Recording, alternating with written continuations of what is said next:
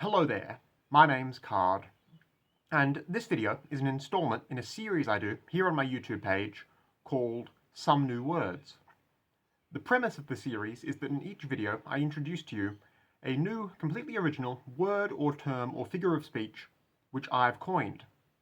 Then I use an explanation of that word's definition and its linguistic basis as something of a jumping off point for briefly exploring an idea or a concept. In this video, the new word I would like to introduce to you is Durnovaria. This is an aesthetic concept of sorts, one you might very possibly have seen before in media of one kind or another, but it's one I felt hadn't been codified or defined in exact terms before, so I've done that here.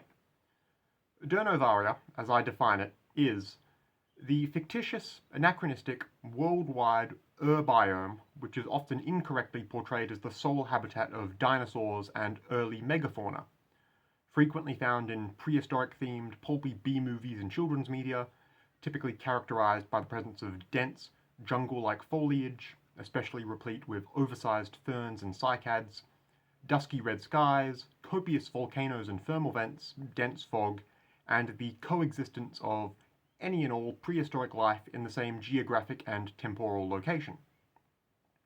I've also listed there the adjective form Durnovarian.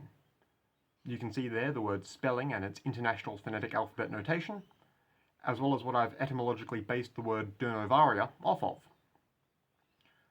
This aesthetic setting is something of a trope in fiction, primarily in older low-budget fantasy films, but it persists to an extent today, especially in children's media.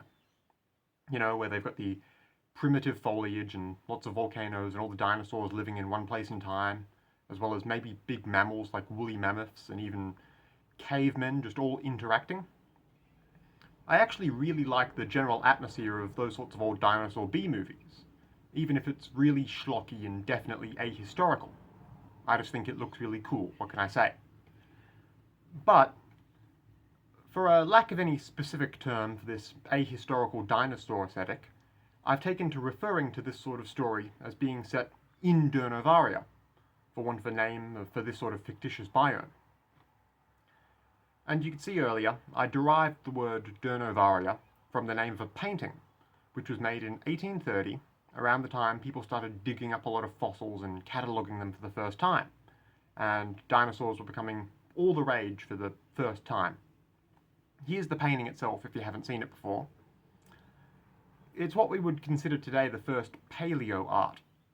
It's a kind of mashup of all the cool things they had found around Dorset in England at the time. If nothing else, it's nice to have a word for an aesthetic concept like this, one that's so familiar and persists as a cultural trope through how it's been invoked by so many very different works of art and media, even if there wasn't previously a real label for it. Consciously thinking about how we label concepts and objects, and how our language determines, in many ways, what we see as distinct phenomena, is pretty neat, I reckon. If you find all of this interesting too, you can find more of my Some New Words videos in their own playlist, linked at the top of the description. Also linked there will be a dedicated page of my website, where all these new words of mine are collated in one spot, if you'd prefer to read through them at your own pace. And of course, if you'd like to hear more from me in general, feel free to subscribe to this YouTube page, or just take a look at my other videos. All that said, once again, my name's Card. Goodbye for now, and have a lovely day.